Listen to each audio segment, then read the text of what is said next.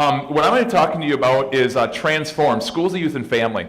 And what this is all about is about connecting our kids back into Jesus, because so often we lose our kids so much in the difficult years of high school and especially in college. When you look at the pews, you look at the chairs, whatever worship style you sit on when you worship, a lot of them are gone.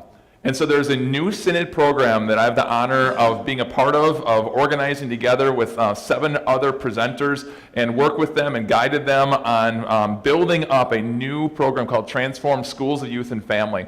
And basically what I'm going to do is I am going to just data dump a ton of awesome, God blessed, and we're praying for His blessing on it, information for this new program that's coming out. It's going to launch this fall. So here's my dilemma. I have 8 hours of material that is normally done in these workshops that we're going to try to do a snippet of each of those in our 50 minutes together. So I wish there were seats, seatbelts you could buckle yourselves in, because we're going to have a lot of fun. There's going to be a bunch of information that's going to be on here, and you should have a handout. We'll see if we can find it so you can take notes on that. So I want to ask this question, first of all, from your opinion. What happened to our teens? Where'd they go? Why do you think we're missing our teens in worship in our churches? Not entertaining enough. All right, video games are interested in something else. What else? Yes? I think it's because of deterioration of the family. Okay, deterioration of the family being broken, and that's breaking up then that strong example that has been there. Yes? Sports. Oh man, sports are great. Right down with us in West Palm Beach, my daughters are in softball. And we all said we can't do Wednesday nights because of Lent. In fact, the coach picked the team of all the kids that were, Christian and religious, who said we can't play on Wednesday nights. Guess when they scheduled all the games? Wednesday nights. So we went to the person in charge of it and said, hey, we can't do this. They said, okay, well, you forfeit. There's just no care or no concern, whatsoever about that. So there's a lot of struggles, a lot of reasons why our teens are falling out of being in our church ministries. Now, I would also argue that this is a big part of it as well. Our church is phenomenal at informed faith. Informed faith, I would put our 7th and 8th graders up against Christians of any other denomination, of any other age, and put our young kids up doing quizzes on God's Word or whatever it is, and they'd slay them. Well, maybe that's the right word. They didn't slay them, but they do so well. Like, they know their stuff. They got it memorized, and it's in there. And it's faith, and it's beautiful faith, and it is a rooted faith, but it's an informed faith. It's a push the play button on my brain, and then I spout it out.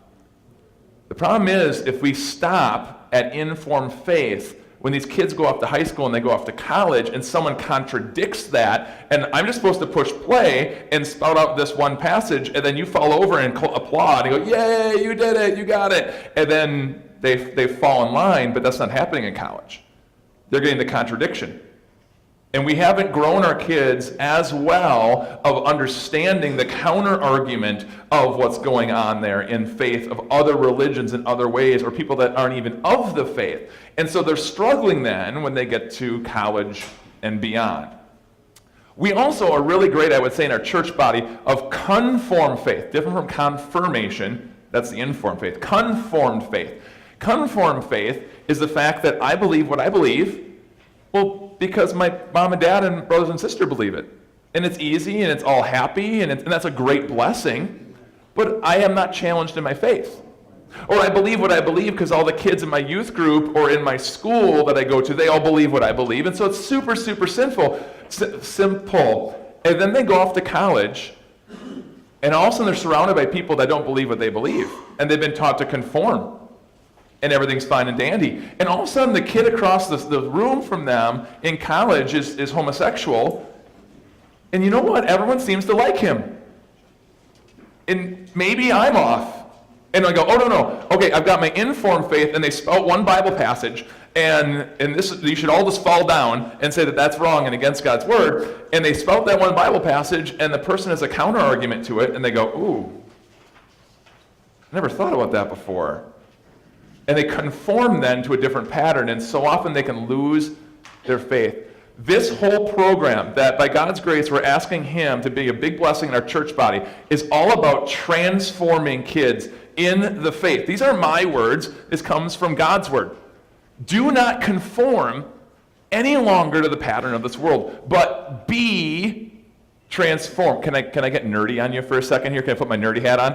I don't know if you're an English person or not, but it's in the passive voice.